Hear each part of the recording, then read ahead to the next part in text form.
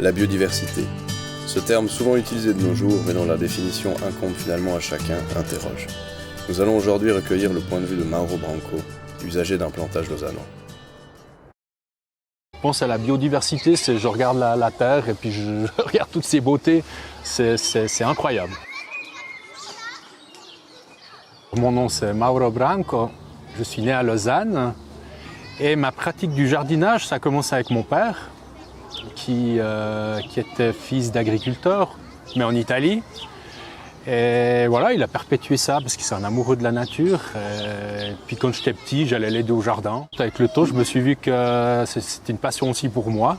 J'essaie de la transmettre à mes enfants, de pouvoir planter ses propres légumes, les voir pousser. C'est surtout avoir des produits frais, en fin de compte, de me dire, ben voilà, je sais ce que je mange parce que c'est moi qui les ai plantés. Je trouve ça triste de manger des choses qui sont insipides, qui ont le goût de l'eau. Faire découvrir aussi ces saveurs à mes enfants, en fin de compte, d'une carotte, ça a le goût d'une carotte. Je viens quand même d'un pays où la saveur et le goût est vraiment la base de notre culture. En plantant moi-même, je retrouve ces saveurs. C'est souvent des tomates, des fenouilles, des courgettes. Après, on essaye 2-3 trucs. Les choux, il y en a d'autres qui sont un peu plus difficiles des fois à cultiver. Là, je me suis mis à l'artichaut. Alors ça, c'est très facile, mais c'est très bon. Le 90%, c'est souvent la même chose parce que c'est ce qu'on aime manger. Et après, de temps en temps, on se teste à d'autres variétés. Les artichauts qui sont en train de commencer à faire leurs fruits, qu'on peut bientôt manger d'ailleurs. Il y a des salades. Vous voyez, on a fait des bacs chez nous à la maison et puis on va les planter bientôt. Je viens en tout cas 2 fois par semaine maintenant. Et puis après en été, c'est vraiment tous les jours, arroser, contrôler. De juillet jusqu'à septembre, c'est quasi tous les jours, oui. Arroser, enlever la mauvaise herbe. Je laisse faire et puis en même temps, j'enlève moi des fois mécaniquement les mauvaises herbes. Et je paille pour éviter qu'il y en ait trop. J'apprends en fait tous les jours. Donc ce qui fonctionne aujourd'hui ne fonctionne pas l'année prochaine. Je m'améliore, j'espère, mais oui, en fin de compte, j'ai l'impression de toujours recommencer chaque année. Des fois, en discutant avec les autres jardiniers, certains ont des problèmes, moi je les ai pas, puis moi j'en ai d'autres qu'eux ils ont pas, et puis on s'échange des idées. Mais en fin de compte, c'est vrai que chaque année, je recommence à zéro. Ça casse la terre parce qu'elle est dure avec le vent, et puis ça a séché très vite. Et puis au fait, c'est humide dessous. Donc en enlevant cette croûte, apparemment ça aide aussi à éviter de toujours arroser. Au début, j'ai appris à tourner la terre. C'était vraiment la façon traditionnelle. Il faut retourner la première partie, puis laisser reposer la terre. Je laisse toujours reposer la terre, mais je ne la retourne plus. Je l'aère. Et avant de commencer, je mets du terreau, oui. Alors on a des bacs à terreau.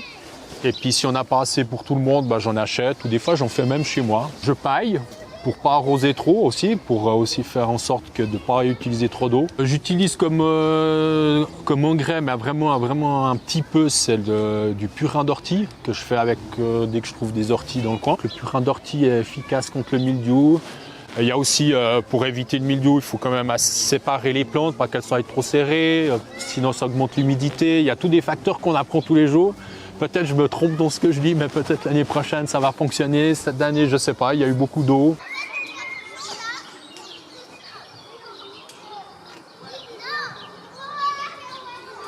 Je pense à la biodiversité, je regarde la terre et puis je regarde toutes ces beautés. C'est incroyable. Ouais, de savoir comment elle s'est adaptée à toutes les situations, même nous aujourd'hui dans le jardin, si on laisse faire, elle s'adapte. Alors peut-être ça fait des choses ce qu'on n'a pas forcément très envie, mais c'est beau à regarder quand même. Dire que c'est parti de là où il n'y a rien, et puis qu'on a tout ce qu'on voit aujourd'hui, puis que la vie s'est implantée aussi bien dans les fonds sous-marins, dans un désert, en montagne, en plaine, dans des climats très très arides, puis de voir comment elle a su s'adapter à cette force qui lui est hostile quand même.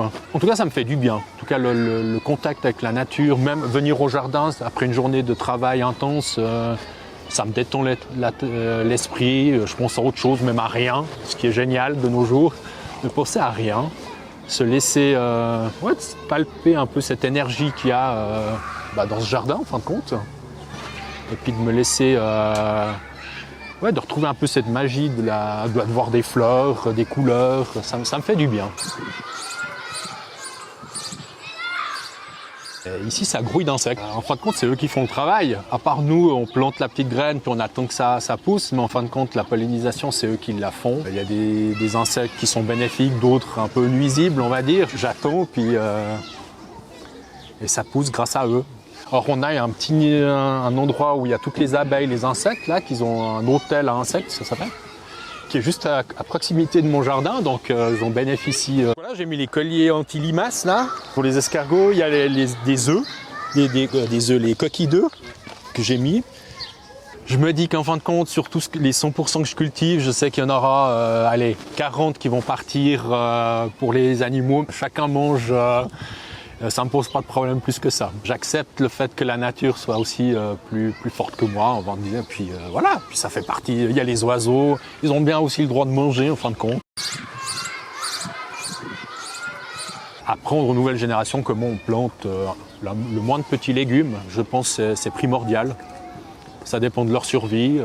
Puis comme ça, peut-être on la protégera nettement mieux la terre en fin de compte. Mon souhait, c'est vraiment pour les générations futures qu'ils apprennent.